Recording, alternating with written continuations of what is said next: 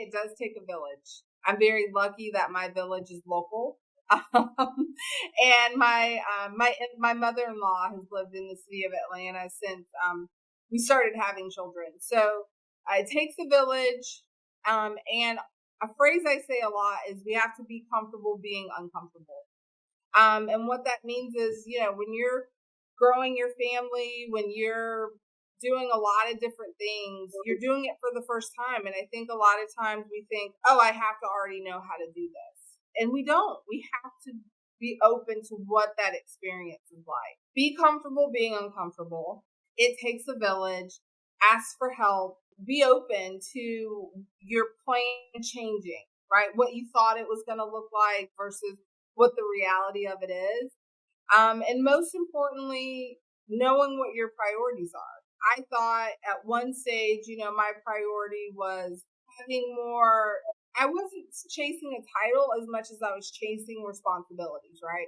I wanted to be the one that influenced what technology we use, what our policy and our procedures were.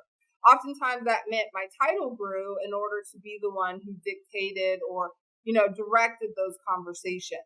In that, though, I realized, like we just talked about, wait, if I'm going to continue to do this at company A, this may not work because I've got these little children. And specifically, it stuck out for me when I had our second child, our daughter, and our oldest, who was only like 2.5, was pulling my suitcase out. And he knew every Sunday, Mommy was packing her suitcase and I had to hit the road for a bit. And as he got older, he looked at me one day and he said, Mom, I really wish you were at my practices. And I was like, but I'm at every game, bud. Like, I'm always at your games. And just, yeah, but I want you at my practices too. And so I had to listen to what my family was asking of me and what was a priority for me. And then also being patient and saying, hey, you know what? Right now, I need to find a company where I can continue doing things that make me passionate and energized, because that is important, right?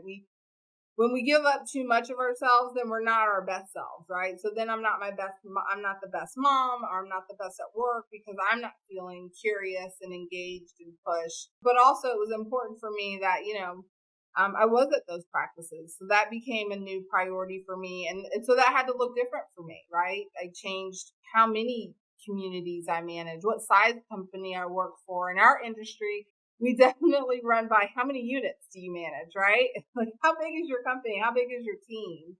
And so I had to change that perspective. What was success for me? And success for me was making Perennial one of the top management companies, top owners that larger companies wanted to operate like we do. Wanted to look at our team members and say, oh my gosh, they work at Perennial. We need to hire them. Right? Because I wasn't going to compete on unit count because that's not where my focus was, because I wanted my time management. But I wanted to make sure that our team ran just as fast, just as smart, and just as well as larger organizations, and making us a competitor within the marketplace based on how we operate.